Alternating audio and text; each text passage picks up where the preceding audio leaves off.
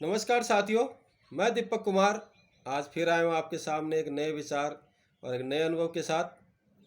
तो साथियों, हम कमेंट्स करके मेरे एक साथी ने मुझे पूछा था कि हम भाग्य को कैसे जान सकते हैं, हमारे भाग्य में क्या लिखा है। तो साथियों, इसके अंदर तो मैं ये कहना चाहूँगा कि कोई भी कभी किसी का भाग्य नहीं जान सकता, क्योंकि भाग्य का निर्माण करता हम खुद होते हैं। जैसी हम मेहनत करते हैं वैसा हमें फल मिलता है, ये हम देखते भी आए हैं और अनुभव भी करते हैं।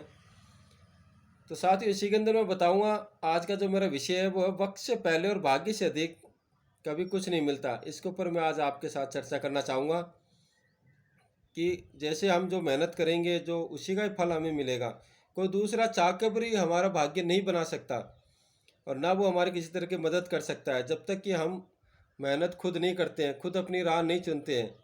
हमें केवल मार्गदर्शक मिल सकता है, हमें लोग राह दिखा सकते हैं, लेकिन चलना तो हमें खुद को ही पड़ेगा। उसके ऊपर हमें खुद ही मेहनत करनी पड़ेगी अपना भाग्य बनाने के लिए।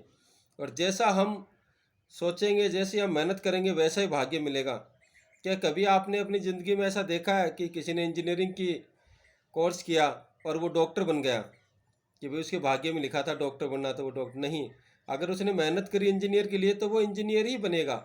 उसी तरह जिसने डॉक्टरी का कोर्स किया है और जिसने अपने भाग्य में ये लिखा है कि मेरे को तो डॉक्टर बनना है और मेहनत की है, तो वो डॉक्टर ही बनता है, कभी इंजीनियर नहीं बनता है।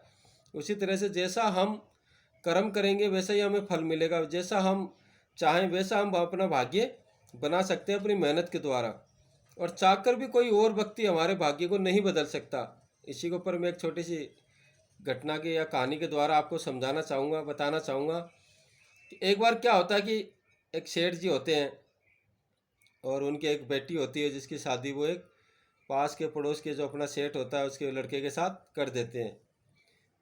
वक्त का खेल ऐसा आता है कि वो जो सेठ का लड़का होता है उसका व्यापार ठप हो जाता है, धीरे धीरे उसको नुकसान हो जाता है और वो एकदम गरीब हो जाते हैं। जब वो गरीब हो जाते हैं तो सेठ की जो घरवाली होती है, सेठानी जी, उनके मन में ऐसा विचार आता है कि मैं अपनी बेटी की कुछ मदद करूं। तो वो सेठ जी से कहती है आप कुछ रुपया धन उनको दे दो ताकि वो कुछ कर सकें। तो सेठ जी कहते हैं देखो, जो भी काम वो करेंगे वो अपनी मेहनत से ही सफल हो सकते हैं। हम चाहकर भी किसी का भाग्य नहीं बदल सकता। अगर उनके भाग्य के अंदर ऐसा लिखा है दुख तकलीफ आनी, तो वो आएगी। वो अपनी मेहनत अपने कर्मों के द्वारा ही उस भाग्य को बदल सकता है। तो सेठानी जी नहीं मानती हैं। अब सेठ जी को बगैर बताए सेठानी जी क्या करती हैं कि देसी घी के लड्डू बनाती हैं और उनके अंदर सब लड्डुओं के अंदर एक एक सोने की मोहरें छुपा देती हैं और मिठाई का पैकेट तैयार करके सेठ जी से कहते हैं कि आप जब जाओ अपनी बाज़ार में तो आप एक काम करना, मेरी बेटी के घर ये मिठाई पहुंचा देना। सेठ जी कहते हैं ठीक है, कोई दिक्कत नहीं है, मैं जब जाऊंगा तो बेटी के घर दे आऊँगा। सेठ जी वो मिठाई का डब्बा लेके अपनी बेटी के घर चले जाते हैं और कहते हैं बेटी ये तेरी माँ ने तेरे लिए मिठाई भेजी है। अब बेटी सोचती है कि भाई पिताजी घर पे आए हैं, इनको कुछ खाना पीना मैं करवाऊँ, कुछ करूँ। घर में कुछ था नहीं उस समय।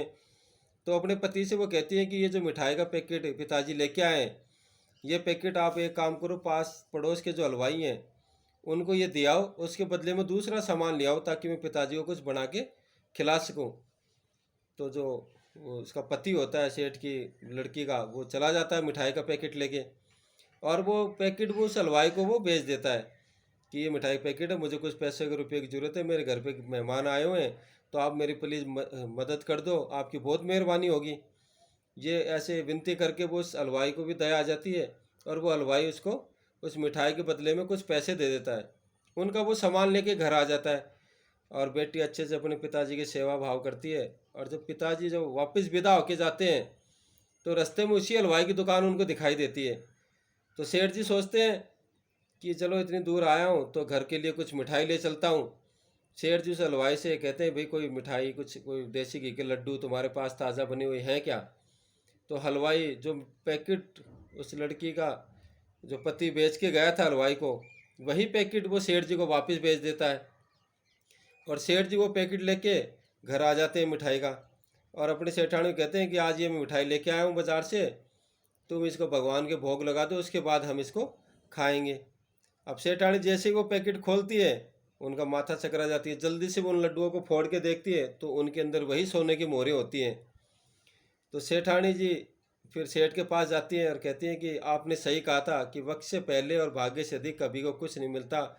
मैंने अपनी बेटी की मदद करने के लिए मिठाई के लड्डू बनाए थे देसी घी के, और ये मैंने बेटी कर दिया था, ये कैसे घूम फिर कर वापस हमारे ही घर पे आ गए। तो इससे हमें ये शिक्षा मिलती है दोस्तों कि चाहकर भी कोई हमारी मदद करना चाहे तो भी वो हमारी मदद नहीं कर सकता, क्योंकि वक्त से पहले और भाग्य से अधिक हमें कभी कुछ नहीं मिलेगा। इसलिए दोस्तों हमेशा अपनी मेहनत के ऊपर विश्वास करें, अपने सही रास्ता चुनें और सही तरीके से अपना काम अगर हम करते चलेंगे तो ज़रूर हमें मंजिल मिलेगी। और जीवन में कठिनाइयाँ ये चीज़ तो आती जाती रहती हैं, तो इसलिए अपने जो मार्ग है उसको कभी भी ना बदलें, ना छोड़ें, और सतमार्ग के ऊपर चलते हुए अपनी मेहनत करते रहें। इसी के साथ मैं आज की अपनी बात ख़त्म करना चाहूँगा दोस्तों, कि जा जाते फिर यही संदेश दूंगा कि वक्त से पहले और भाग्य से अधिक कुछ नहीं मिलता। भाग्य हमें खुद को ही अपना बनाना पड़ता है, और ना कोई जान सकता आगे भाग्य में क्या लिखा हुआ है, क्योंकि भाग्य का निर्माता हम खुद होते हैं अपने। तो जैसी हम मेहनत करेंगे वैसा ही हमें फल मिलेगा। तो दोस्तों इसी के साथ निरंतर अपने काम में लगे रहें, अपना भाग्य का निर्माता स्वयं बने, किसी दूसरे की मदद या हेल्प के चक्कर में ना बैठे रहें, क्योंकि हम खुद अपना काम करने वाले होते हैं और खुद ही अपना अच्छा बुरा कर सकते हैं। इसी के साथ जय माता दी।